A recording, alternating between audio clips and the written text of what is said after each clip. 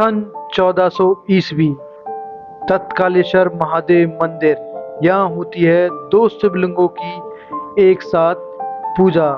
यह स्थित है चाकसू तहसील के गरुड़वासी गांव राजस्थान में। इस मंदिर को किले में तब्दील किया राजा जुझार जयसिंह ने और किले की सीमाएं फैलाई दूर दूर तक।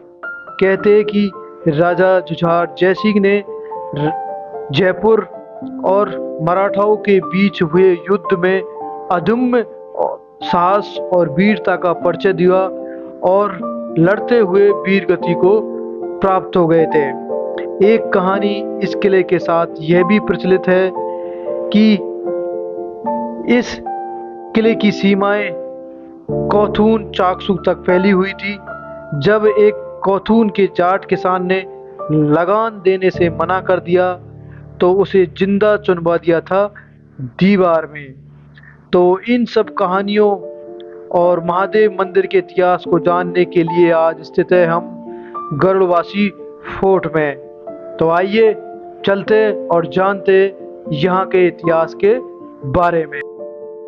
नमस्कार, आप देख रहे हैं जगत तक न्यूज और इस वक्त हम हैं तत्कालेश्वर महादेव मंदिर गरुड़वासी में, जो जयपुर जिला मुख्यालय से करीब 40 किलोमीटर दूरी पर और जो चाकसू विधानसभा में एक गांव है, जहां भगवान शिव का एक विशाल मंदिर है।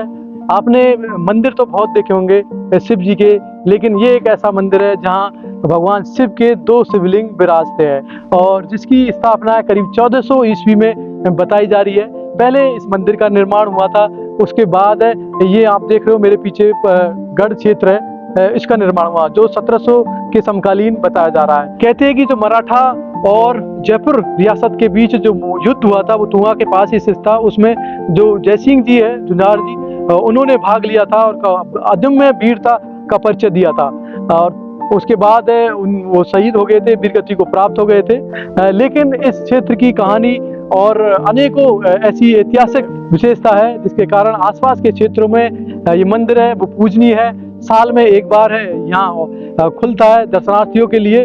उसके बाद साल भर है जो इसके पुजारी गण है, सेवक गण है, वो पूजा अर्चना करते हैं। तो आपको दिखाएंगे उस स्थान को भी, मंदिर को भी अंदर से कि किस तरह भगवान शिव के दो शिवलिंग विराजमान है। जहाँ एक शिवलिंग होते पूरी तरह आज भी वही स्थिति में है। कोई इस क्षेत्र के साथ, इसके गढ़ के साथ या मंदिर के साथ छेड़छाड़ नहीं की गई है। आज भी वो ऐतिहासिक इमारत के रूप में विद्यमान है। ये जो स्थान है जिन्होंने गढ़ की स्थापना की थी, इस रियासत की स्थापना की थी, जुझार जयसिंह जी है, उनकी मूर्ति है यहाँ पर जो घोड़े पे विराजमान है अपने तलवार और भाले के साथ, जिन्होंने अदम्य साहस का परिचय दिया था मराठा और जयपुर रियासत के जो बीच युद्ध हुआ था उसमें। उसके बाद धीरे धीरे इस किले का धीरे धीरे जीर्णोद्धार किया, निर्माण किया और ये पूरा पहाड़ी क्षेत्र है, आसपास है जो ग्रामीण क्षेत्र है, दूर दूर तक जयपुर रियासत के समकालीन ही माना गया है इसको। और ये मंदिर है जो आप देख रहे हो इस तरफ, मंदिर की जो स्थापना वो सबसे पहले हुई थी। उसके बाद यहाँ चौकी का निर्माण हुआ, गढ़ का निर्माण हुआ और जो दो शिवलिंग की बात है वो भी, उसमें भी कुछ कहानी कि सबसे पहले एक जो शिवलिंग थे वो है जमीन से प्रकट हुए थे, शंभु प्रकट हुए थे। उसके बाद है वो दूसरे शिवलिंग का निर्माण किया गया। तो अंदर से भी हम आपको दिखाएंगे किस तरह शिवलिंग है। कीर्ति स्तंभ हो या भगवान शिव के मंदिरों में बाहर आप देखोगे नंदी महाराज है वो विराजमान रहते, तो उसी रूप में यहाँ पर चाहे नंदी महाराज हो या कार्तिक जी हो, उनके पुत्र वो भी विराजमान है। इनको कार्तिक जी के रूप में हम यहाँ पे पूछते हैं इनको, और कार्तिक जी के रूप में पूजने के तरीके से हम द्वारपाल भी आप कह सकते हो, जैसे बाहर शिव जी की एक रक्षा के लिए या उस हिसाब से रहते हैं। हम शुरू से यही सुनते हैं, तो कार्तिक जी के हिसाब से हम पूजा करते हैं इनकी। पत्थर से निर्मित ये मूर्ति है और बिल्कुल आप ये देखिए इसमें एक एक चीज जैसे आज बिल्कुल उसी बनावट अगर देखेंगे हम स्थापित कला की दृष्टि से बेमिसाल है। एक ही पत्थर से निर्मित है और जो पत्थर है सालों से इसी स्थिति में है। जहाँ गर्मी हो बरसात हो, ऐसे कितने बसंत है वो इस जगह में रहे हैं। बरसातें देखियो, गर्मी देखियो, 1400 ईस्वी से लगातार। तो भगवान शिव के मंदिर के बाहर है जो कार्तिक जी के रूप में जो भगवान शिव के पुत्र बताए गए वो विराजमान है।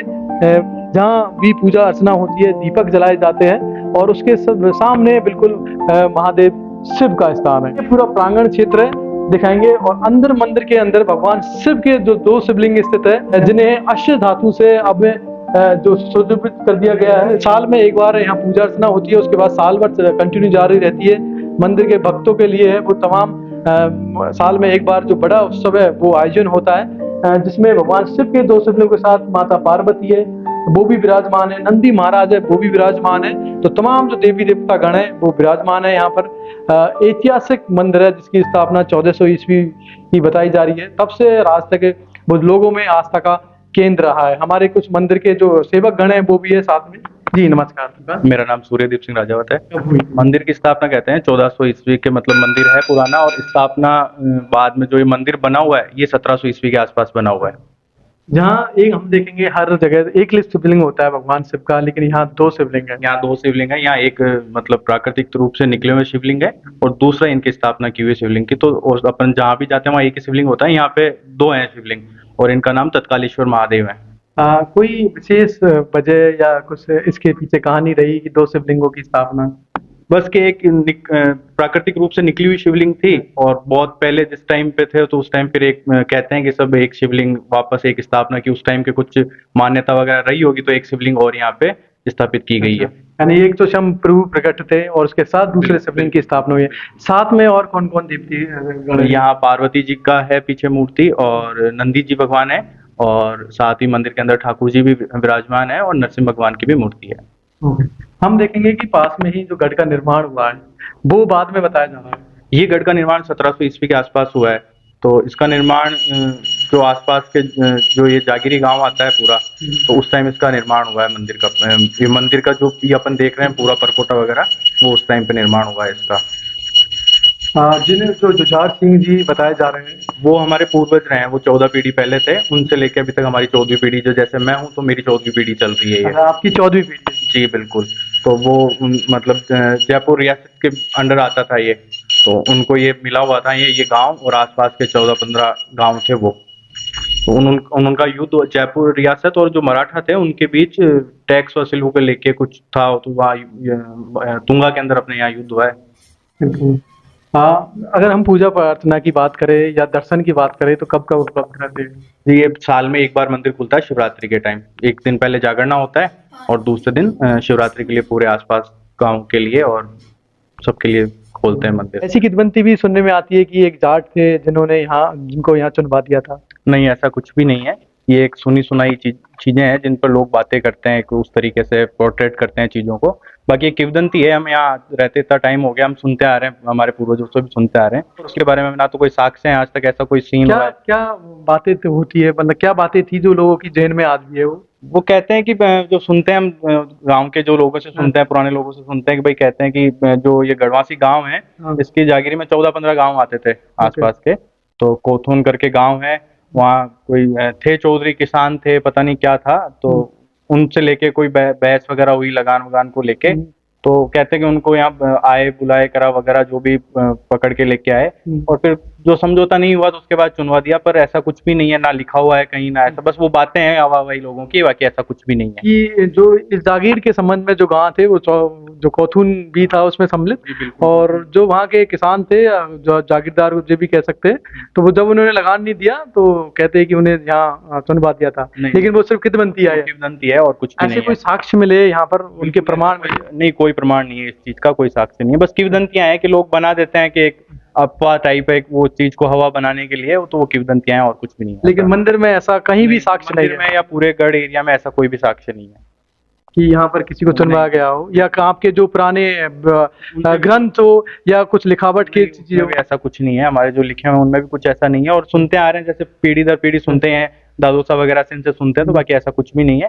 कि वो भी हमेशा से यही कहते हैं कि बस एक किंवदंती है, प्रचलन के कहते हैं लोग, ऐसे कहते हैं, बाकी ऐसा कोई ना तो साक्ष्य मिला है और ना इसको कोई प्रमाणित किया जाता है इस चीज को। बिल्कुल। तो जो गरुड़वासी है वो उसके अधीन है, काफी रियासतें रहे, वो रही है, गाँव रहे, जिन्होंने जो लगान के रूप में वो एक सेवा राशि है वो देते थे, जिसमें जो को एक किदवंती है कि एक जाट को है वो चुनवा दिया था, लेकिन वो सिर्फ किदवंती ही है क्योंकि उसके कोई साक्ष्य नहीं है, कोई प्रमाण नहीं है, और आज भी गढ़ में कोई ऐसे निशान नहीं है कि वो सच प्रकट हो। तो ऐसी अफवाहें भी चलती रही है, लेकिन उन अफवाहों के साथ साथ भगवान शिव का जो मंदिर है वो काफी सुंदर है, देखने लायक है, और दूर दूर से जो भक्त है आसपास के ग्रामीण क्षेत्र के देखने के लिए आते हैं। जहाँ भगवान शिव के मंदिर के बाहर कीर्ति स्तंभ के रूप में भगवान कार्तिकेय है वो विराजमान है, मंदिर में बड़े ही सुंदर भगवान शिव के 2 शिवलिंग है जो अष्ट धातु से निर्मित है।